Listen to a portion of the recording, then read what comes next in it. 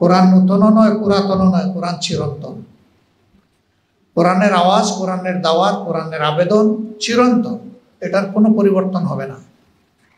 কেউ মনে করতে পারে যে কোরআন তো ১৫০০ বছরের পুরানা, তো কেউ একজন প্রমাণ করুক কোরআনের একটা শব্দ বর্তমান দুনিয়ার সমস্যার সমাধানে ব্যর্থ, কেউ প্রমাণ করুক।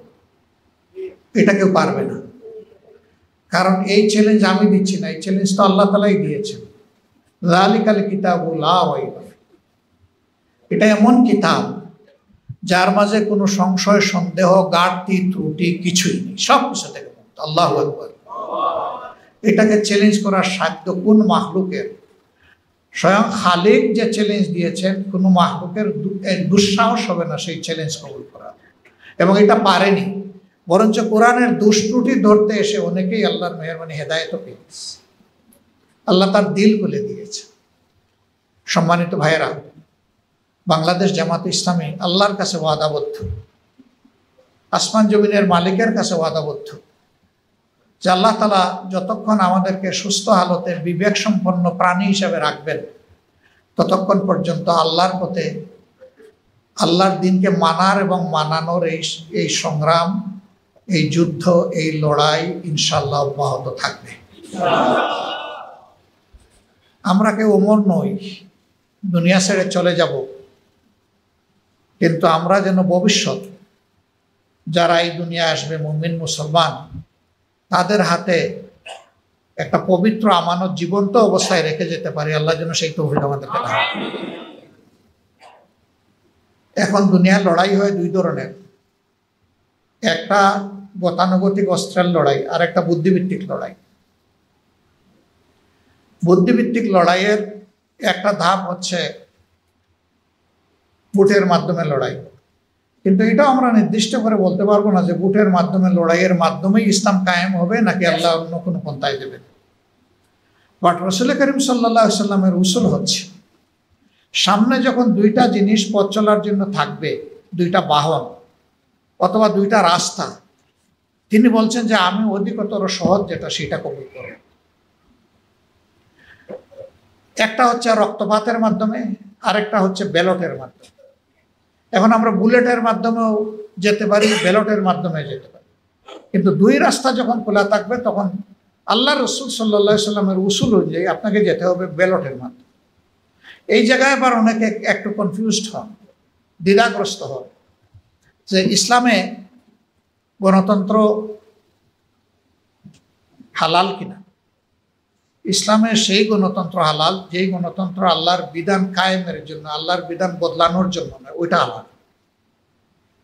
কিন্তু যদি কেউ আল্লাহর বিধান বদলানোর জন্য গণতন্ত্রের প্র্যাকটিস করে, সেটা হালাল না, সেটা হারাম।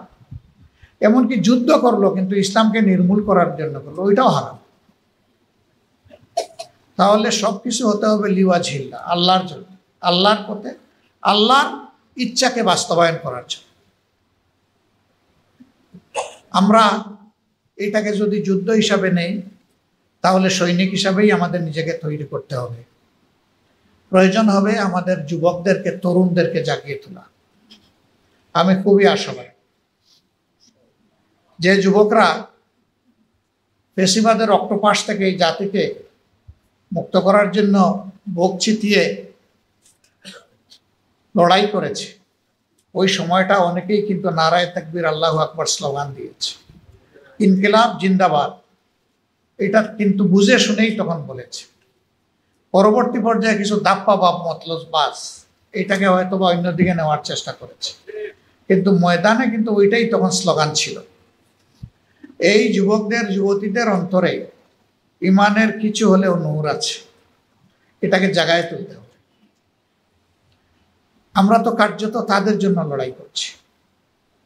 স্বাভাবিকভাবে চিন্তা করলে মানুষের বয়স যত বাড়ে, তার ফিজিক্যাল সিস্টেমগুলো তত বেশি দুর্বল হয়ে আসে। বেঁচে থাকলেও যৌবনের মতো সে দৌড়াদৌড়ি, ছুটাছুটি করতে পারে না। যৌবন আল্লাহর বিশেষ নিয়ামত। এই জন্য আদালতে আখিরাতে 5টি মৌলিক প্রশ্নের মধ্যে একটি জীবন আর একটা যৌবন। জীবন কাটিয়েছ কিভাবে, যৌবন কাটিয়েছ কিভাবে, দুইটা আলাদা আলাদা প্রশ্ন। যৌবনের এত গুরুত্ব, এই যুবকদেরকে জাগিয়ে তুলতে হবে ইনশাআল্লাহ। যে তোমরা অধিকারের জন্য লড়াই করেছো, সবচেয়ে বড় অধিকার হচ্ছে তুমি তোমার পছন্দের ভালো মানুষকে নির্বাচিত করে দেশ পরিচালনার দায়িত্ব দিবা, তাইলে দফায় দফায় তোমাকে আর অধিকারের লড়াই করতে হবে না। সুতরাং এই অধিকার বাস্তবায়নের জন্য তোমাদেরকে আরেকবার মুষ্টিবদ্ধ হতে হবে ইনশাআল্লাহ। আমি যুবকদের মধ্যে সেই তেজ দেখছি। আমাদের সবাইকে তাদেরকে সম্মান করে, আদর করে, ভালোবেসে বুকে টেনে ধরতে হবে ইনশাআল্লাহ। আমরা যদি পারি সমাজ বদলে যাবে ইনশাআল্লাহ। ভয় পাবেন না। চাঁদাবাজরা চাঁদা নিতে পারে, দখলবাজরা দখল করতে পারে, কিন্তু আল্লাহ চাইলে সিংহের গর্জন, নারায়ে তাকবীর, আল্লাহু আকবার সমস্ত অপকর্মকারীদের কলিজাকে থরথর করে কাঁপিয়ে দিবে ইনশাআল্লাহ। এবং আমরা অসহায় প্রাণীর মতো অন্যায়ের সামনে মাথাও নত করব না, অসহায়ভাবে ইনশাআল্লাহ আত্মসমর্পণ করব না। জনগণের এই অধিকার প্রতিষ্ঠার জন্য, ভোটের অধিকার নয়, তার বিবেকের অধিকার, আল্লাহর দেওয়া সমস্ত অধিকার প্রতিষ্ঠার জন্য এটি হচ্ছে নিয়ামক, এর হাত ধরেই হয়। এটার জন্য ইনশাআল্লাহ আমরা আমাদের সর্বোচ্চটা করতে কোনো কুণ্ঠাবোধ করব না। 15.5 বছর আমাদের সম্মানিত নেতৃবৃন্দ এভাবেই আমাদেরকে শিখিয়ে গিয়েছেন যে একবার মায়ের পেট থেকে এসেছি, একবারই কবরের পেটে ঢুকবো, ডোন্ট ওয়ারি। এই সময়টা আল্লাহর জন্য ছেড়ে দাও, উৎসর্গ করে দাও। ফাঁসিকে প্রয়োজনে হাসি মুখে বরণ করে নাও, কিন্তু সত্যের পক্ষে গর্জন দিয়ে যাও। আমরা ইনশাআল্লাহ সেটা করব এবং সত্যের জয় হবে ইনশাআল্লাহ। যাআল হক ওয়া যাহাকাল বাতিল ইন্নাল বাতিলা কানা যাহুকা। ইনশাআল্লাহ সত্য সমাগত, মিথ্যা উপস্থিত বা দূরীভূত, সত্যের জয় অবশ্যম্ভাবী হবে ইনশাআল্লাহ। এবং লক্ষণ চতুর্দিকেই কম বেশি এখন দেখা যাচ্ছে। সত্যের জয় না হলে গাজাবাসী 2 বৎসর ধরে একটা চরম আগ্রাসী বেয়াদব শক্তির সাথে যুদ্ধ করে টিকে আছে। কিভাবে? কে টিকিয়ে রেখেছে? আল্লাহ রাব্বুল আলামিন তাদেরকে টিকিয়ে রেখেছে। বাংলাদেশের একটা উপজেলার চাইতে ছোট্ট এলাকা গাজা আজকে গোটা দুনিয়ার চিন্তা এবং আকর্ষণের কেন্দ্রবিন্দু। কিভাবে এরা বেঁচে আছে? এই জন্য একটা কথা আছে, দুনিয়ার বিভিন্ন দেশে মায়েরা জন্ম দেয় সন্তান, আর ফিলিস্তিনের মায়েরা জন্ম দেয় যোদ্ধা। কি নারী কি পুরুষ সমান তালে যুদ্ধ চালিয়ে যাচ্ছে আলহামদুলিল্লাহ। আর একটা ভ্রাতৃপ্রতিম দেশ, তাদের উপরে অন্যায্য আক্রমণ চলতেছে। এই আক্রমণের সময়ও আমরা আলহামদুলিল্লাহ লক্ষ্য করছি যে বিশ্ববাসী কিছু জিনিস দেখে বিস্মিত হচ্ছে। কল্পনার অতীত কিছু জিনিস ঘটে যাচ্ছে। আল্লাহ তাআলার দরবারে দোয়া করি, যারা হকের পক্ষে আছে আল্লাহ যেন হকপন্থী এবং হককে বিজয়ী করে দেন। আর যারা হকের বিরুদ্ধে আগ্রাসী অবস্থা নিয়েছে আল্লাহ যেন নিজ হাতে তাদের ফয়সালাটা চূড়ান্ত করে দেন। আল্লাহ যদি হেদায়েত দিতে চান আলহামদুলিল্লাহ, আল্লাহ যদি পথের কাঁটা দূর করতে চান আলহামদুলিল্লাহ, আমরা সেটা আল্লাহর উপর ছেড়ে দিই, আল্লাহই যথেষ্ট। আল্লাহ নিজেই বলেছেন, ও ষড়যন্ত্রকারীরা তোমরা জেনে রাখো, মাকারু মাকার আল্লাহ, আল্লাহু খাইরুল মাকিরিন। আল্লাহ তাআলা বলছেন, ও ষড়যন্ত্রকারীরা তোমরা যেমন ষড়যন্ত্র করো, আল্লাহ কৌশল আঠেন এবং আল্লাহর কৌশলের কাছে সব কিছু চুরমার, পাউডার, ছাতু হয়ে যাবে, কিচ্ছুই টিকবে না। তিনি হচ্ছেন সর্বোত্তম কৌশল অবলম্বনকারী, প্রয়োগকারী, সব কৌশলের জন্মদাতা।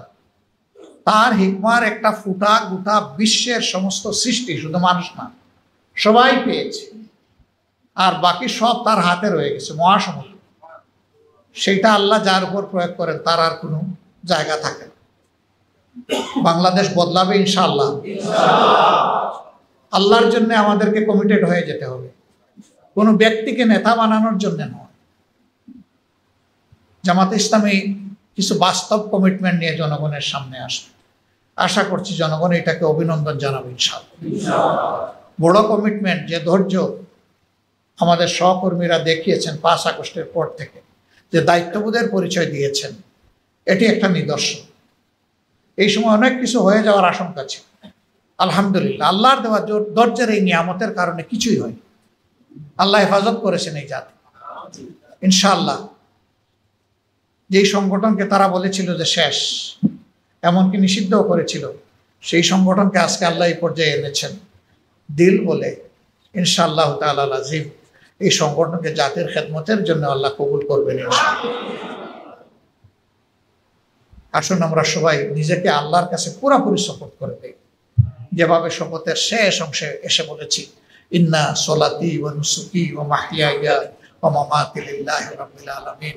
ওগো মাবুদ, তোমার ইব্রাহিম যেভাবে বলেছিলেন, আমার সলাত, আমার নুসুক, আমার তামাম ত্যাগ কুরবানি নেক আমল, আমাকে দেওয়া তোমার মেহেরবানির হায়াত, আর আমার ব্যাপারে তোমার ফয়সালার মওত, হে আল্লাহ সব তোমার হাতে তুলে দিলাম।